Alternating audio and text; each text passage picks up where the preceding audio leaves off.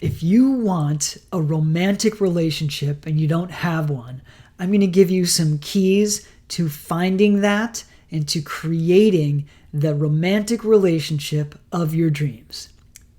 First, a massive caveat. I am a celibate monk, okay? So I do not have a romantic relationship of my dreams in human form. I will say that I have created a fantastic, extraordinary relationship with myself and with the divine and spirit, God, self, as we call it with a capital S. Yes. And I will also say I've been in some romantic relationships in my life that have been deeply loving and deeply caring. And there have been ways that I have created those. Now, they did not turn out, right? So just to be clear, but they were fantastic at that time. And one in particular that I created that ultimately I decreated, I ended because somehow I knew that I need to be on this path. All right. So here's what you want to do. Number one, and absolutely number one, make a list of all the qualities that you would like in a partner. Write them all down. And be specific in their qualities, but not about the person. Meaning if you want to marry Tom Cruise, or if you want to marry Zendaya, sorry, excuse me. You can tell how tuned in I am to the world. That's probably not going to work. You probably could, and in fact, I think one of Tom Cruise's wives did that, and it worked for her. So you probably could if you wanted to. I wouldn't recommend it. They're divorced, actually. I wouldn't recommend it because they may not be the fit for you. But if you can get specific of the qualities that you love in a person and make a list of those. For example, I want a partner who I admire and who admires me. I desire a partner who adores me and I adore them. We have passionate sex.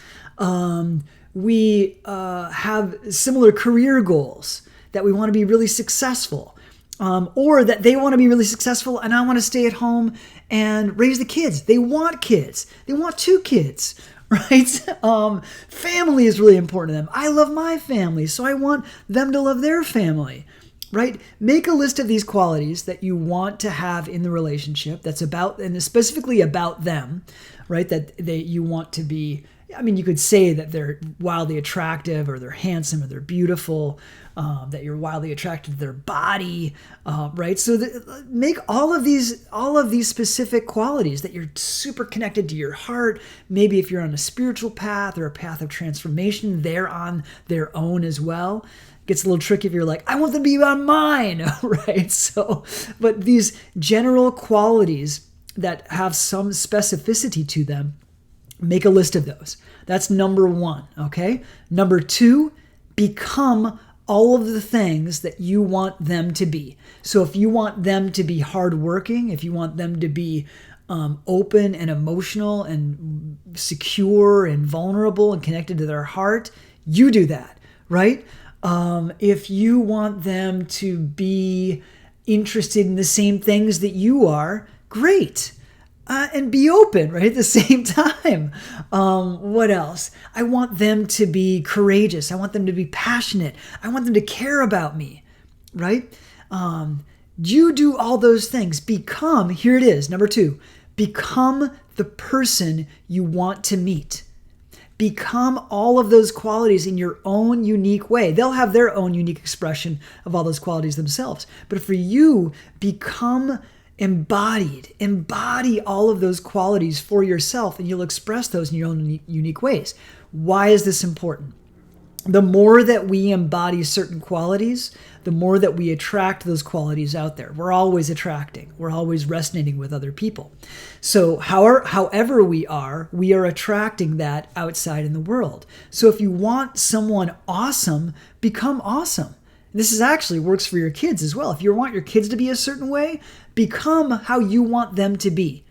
This is a really interesting part about families. Quick little sidebar here is that the greatest way that we can provide and create influence in others, especially in kids, and we could even say in family members, is becoming who we want them to be. because especially in families, the more time that you spend time together, the more that our energies, you could say, mix or have some kind of interaction with each other. Okay? All right, let's come back to creating the romantic relationship of your dreams. So the first thing was create a list of qualities that you want them to embody. Secondly, you embody those qualities. Yes? And then number 3, keep doing that. Just be clear about what you want, number 1. And number 2, become that. And then that will start to shift your mindset. Here's the key, though. The third one, create a fantastic relationship with yourself. Okay? Because, here's the thing. This makes this a win-win. If you don't meet, while you haven't met somebody in a romantic relationship yet, you will enjoy your life, your presence, right? Because you'll have created a fantastic relationship with yourself. And that's going to include spending time with yourself, doing fun things, going to movies by yourself, which I love to do. And then number 2, you will attract someone who also loves spending time with themselves. And then when you're together, you're going to have this fantastic, empowered, independent relationship where they're good without you and you're good without them. Meaning you can be in this wonderful relationship and you can come together and it'll be better. And when you are apart, you'll be good. And oh my gosh, with the couples that I know and that I've worked with that have and created themselves to be this way, they have the best relationship. It's so fantastic. And I will tell you that this works because before I came a monk, I did this exact same practice. And within 1 month, I created this fantastic relationship with a woman that was the most deep, passionate, powerful, romantic relationship I had been in my life. Right? It worked. And by the way, it was someone I knew already. It wasn't a new person. It was just that it started to click in a new way. So again, that relationship had a sad ending, but we're both in fantastic places now. And all this to say is that it works. Give it a shot and forgive my overstep if I'm preaching about something I'm not practicing. All my best to you.